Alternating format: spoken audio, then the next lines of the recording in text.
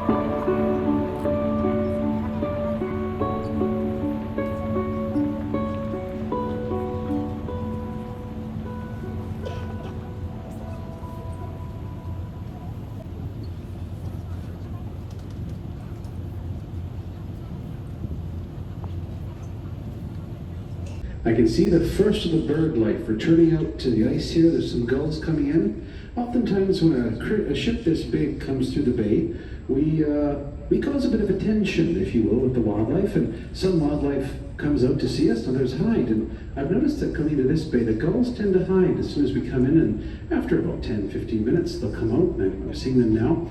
We'll have kittiwakes, we'll have glaucous wing gulls. The one eagle is very far off to the port side. I guess it'd be more forward-facing now. We are, in fact, in the beginnings of our process of turning. So we'll give everybody a chance to not only search the beaches for possible bears, but also see some of the marine mammals that we'll be having on the ice. It's of particular concern when we have marine mammals on ice.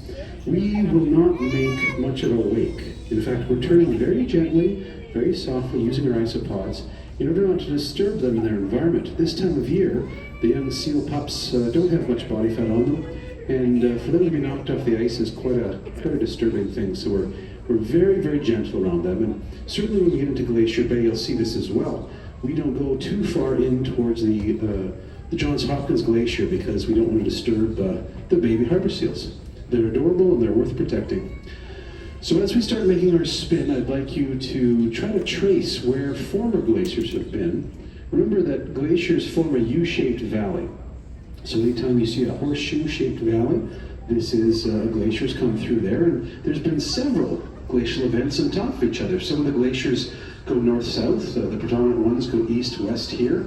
And there's also a large valley. If you point our ship directly forward being 12 o'clock, at 12 o'clock right now, there's a large V-shaped valley. So that valley was not carved by glaciers, that was carved by flowing water. That was when the Malsopina Glacier let go quite a bit of its water at some point in the past, and that carved the particularly soft rock.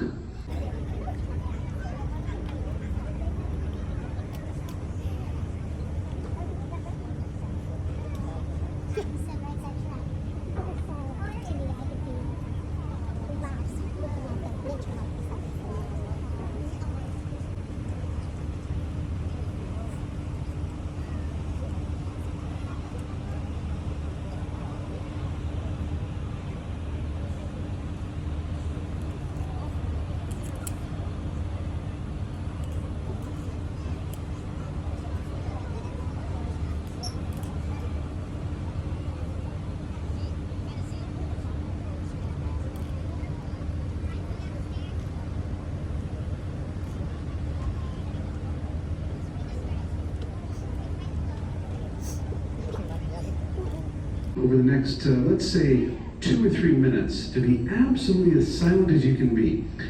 Even go to the extent of turning your phones off, that kind of stuff. We are really hearing quite a bit of fuzzing and popping and all sorts of gnashing of icy teeth from this ice floe ahead of us. And it's sort of like the song of the glacier, if you will. Imagine all of this ice would have calved off the Hubbard Glacier within the past, 48 to 72 hours. Keep your eyes trained in the glacier. Remember, it's a 3-step process. The first thing is you start seeing a little bit of snow coming down. Then if you're very quiet and you're observing the sound, you can hear that low thunder, that kind of sound. And then the third thing is the ice collapse. Do your friends and your neighbors a favor, point to it, but still be quiet. The white thunder effect, that sound, is really something unique. We're going to continue spinning around in this spot to give everybody a chance to see things. And as I've always been doing, if I see something interesting, I'll point it out. I'll be coming back in a few minutes with some history of the area and some of the perspective from the geology of the area. All right.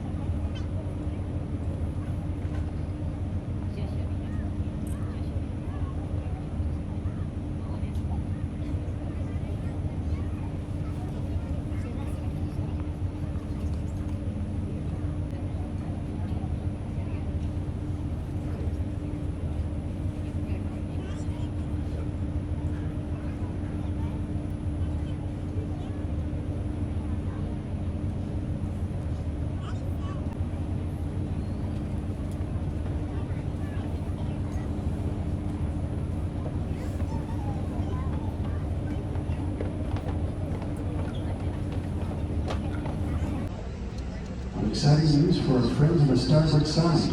If you look directly down beside the ship, and I mean 30 feet from our ship, there's a cheeky little harbor seal that's been popping up and down, taking a look at us, wondering whether or not we're fit to eat, or whether we should, part ways, because we're coming up and down. Take a look again, right beside the ship, about mid-ship, directly down beside the ship. I've been setting other harbor seals around.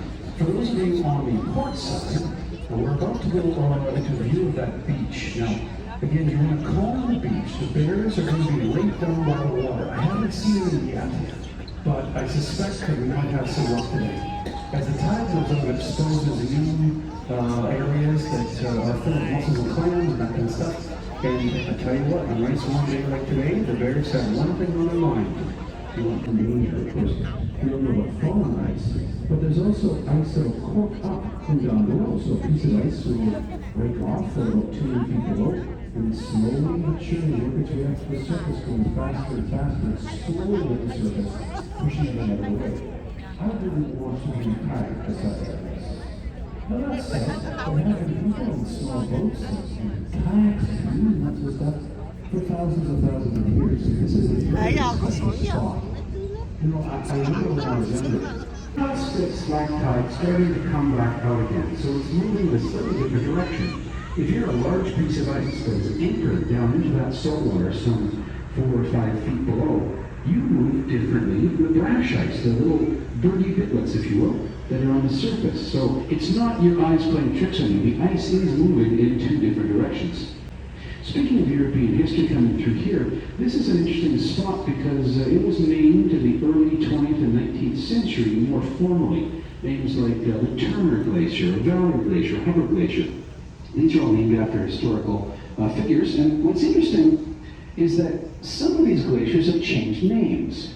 So the Turner Glacier, which is just immediately to the left of the Hubbard and Valley Glacier, it's a little bit hard to see, you can just see the toe of it, was originally named the Dalton Glacier, which was great until Dalton became a murderer and was not really that popular at the time. So it's been renamed now for John Henry Turner, who was a surveyor of the area, which is kind of interesting. Pont de Touche, the point of land, directly, I guess, to our port side now.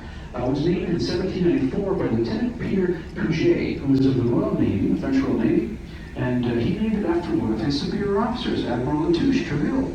And that French naval command presence through here was one of the earlier mapping sort of attempts. Yakutat Bay was seen by the Europeans as a spot that may allow passage through what could be the Northwest Passage. Remember, this is a time of exploration, and if you think the Wi-Fi is bad now, imagine how bad it was back then. You could just pull up Google Maps. So Yakutat Bay turns into, after Point Latouche, Disenchantment Bay, because it's as though the promise of Yakutat Bay being this passage to get across all of North America is now, well, you're in Disenchantment, and you're in Disenchantment Bay, but you can sneak around the corner to Russell Field, or at least you could back then. This area was originally, well, not originally, by Mazepin was named Punta Esperanza, so the point of hope. This new passage through, this possibility. He didn't go very far into the bay. In fact, he didn't go much further than where we are right now. The ice back then had surged forward quite a bit, and as it was part of his survey route, he just kept going through. The Valerie Glacier is named for naturalist Valerie Wood of the Arctic Institute of North America, and Valerie was killed in a plane crash in 1951 very near the glacier, so it was appropriate to name the Valerie Glacier. The Valerie Glacier is the leftmost side of the Grand Hubbard Glacier. It's the one that has the stripes.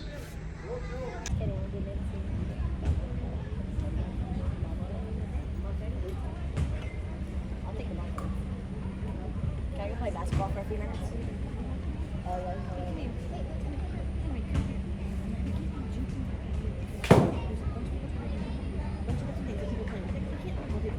I did it earlier. I promise you.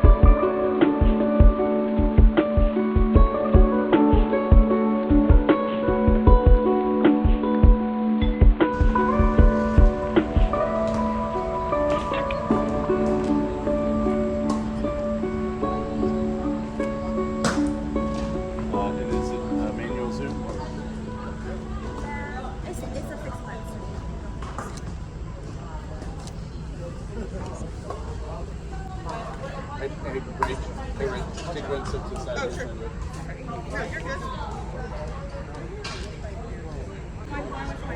Oh, sure. I'll let her take it with the phone. She's better.